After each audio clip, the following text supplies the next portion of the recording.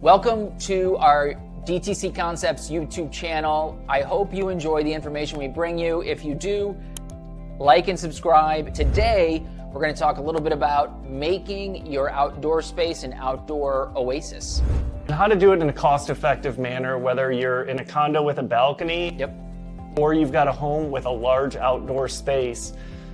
How to make that space more inviting, more usable, and potentially up the value if you own the space, or make your rental more enjoyable. Yeah.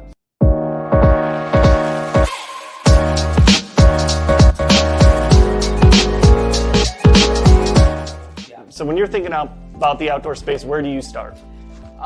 If it's a balcony, I always think about putting in artificial grass and nice artificial grass. And while that might seem silly, like, well, grass isn't going to grow out there, it doesn't matter. Like, yes, we know it's fake, but it still is greenery. And when you look out there and you don't just see concrete, it really shifts the way that you feel about your outdoor space.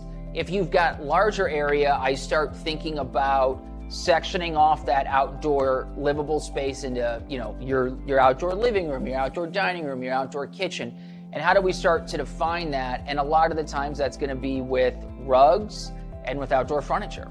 Starting from the ground up when you're thinking about this. Yeah. Note of the artificial grass, balconies can get very dirty. Yes. It makes it look cleaner, and it's also really nice to walk out there barefoot on dirty concrete, so it's a huge upgrade. And you can still spray it down and clean it just like you would a concrete floor. So yeah, it's fantastic. So you're starting to define these spaces, you've got your area rug, now you're looking for outdoor furniture. Yeah. You want to make sure it's specific for outdoor furniture. Where are you starting with that? I mean, it's all based on your budget. Every store has got things. I do love CB2, and I love a lot of their outdoor furniture. If you're looking for something more affordable, article.com does have a ton of great stuff. And think about your home and the feeling of your home and continue that outside. You don't want everything to match. You don't want an exact set of everything.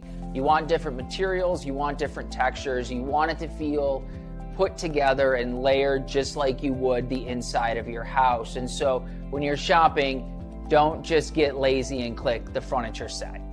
So you're gonna pick some things that work with the house but don't match it exactly. You've got your furniture now, it works outdoors. Plants, fourth layer, now you're adding to really, you don't just want to put a couch out there and go, oh, now I have an outdoor space. Right. What are the finishing touches you're bringing to it? Yeah, you want to make it inviting, and with that, you're going to bring in, like you said, plants, hanging plants, the artificial or real. You want to bring in accessories, and you want to bring in lighting. This is big in an outdoor space. A lot of the times, the best time to sit outside is when the sun goes down, especially if you live in Los Angeles where it's really warm during the day. And so they've got fantastic floor lamps and table lamps that are all battery powered now. And it just adds a ton to the space.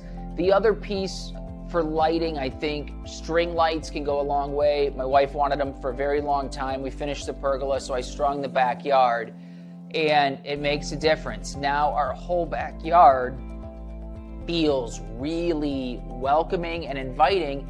And it's nice now when people come over and the back of our house is opened up, they take a look and they go, I want to go outside there. And the string lights you put up, what did those run you to string light a big backyard? It was super affordable. Amazon went there, $90 for 200 square feet of light, and I plugged it in to an outdoor outlet using a smart plug.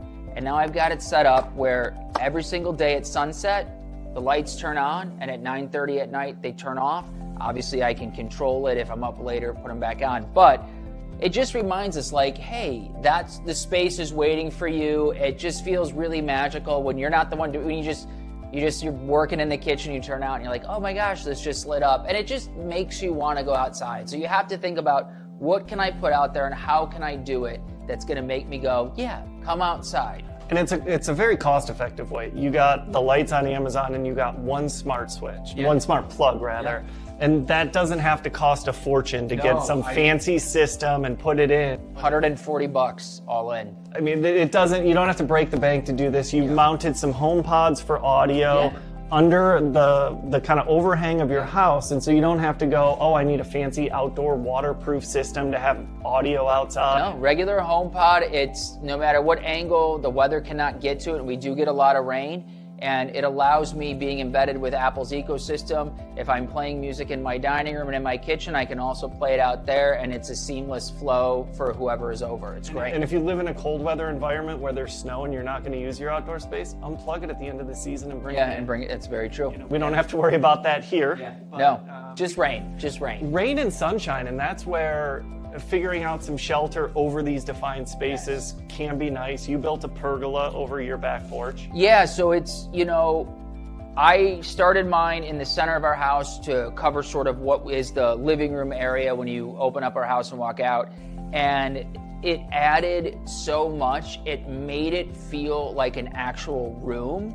And it still lets light in, but it provides shade. And then eventually we're going to do another 2 structures. And rather them all being one, I'm breaking them up into 3 individual. 1, it's cost saving, less material, but 2, it's really going to be the things that anchor each space, and I like kind of separating that out. And then out here, that allows you, those summer days when it's 90 degrees in the afternoon, if you sit in the sun, it feels like it's 110.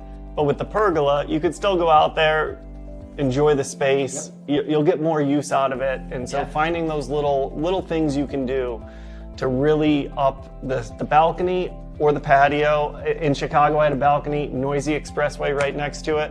I put a little water feature out there. It was a great idea. Very inexpensive. The sound of the running water just drowned out the road noise. Now I'm going out there having coffee in the morning. Before I never used it. Yeah, you've got to make it a place you want to be. Otherwise, it's just forced. So, hopefully some of these tips are helpful for you in creating your outdoor space. If you have questions, if you're interested in links, please let us know below. We are always here to help. And again, like and subscribe. We'll come back with more great information on how to, upgrade your home.